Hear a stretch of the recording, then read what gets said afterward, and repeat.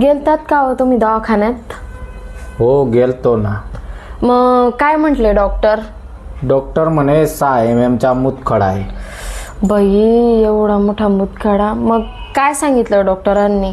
डॉक्टरांनी जे सांगितलं ते माझ्याकडनं होणार नाही.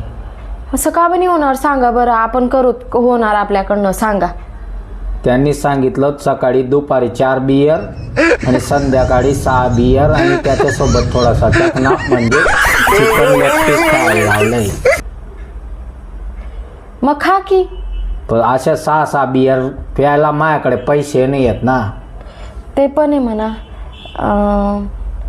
मग मी काय करते, मी माझ्या पप्पांना फोन लावून त्यांना आणायला सांगते.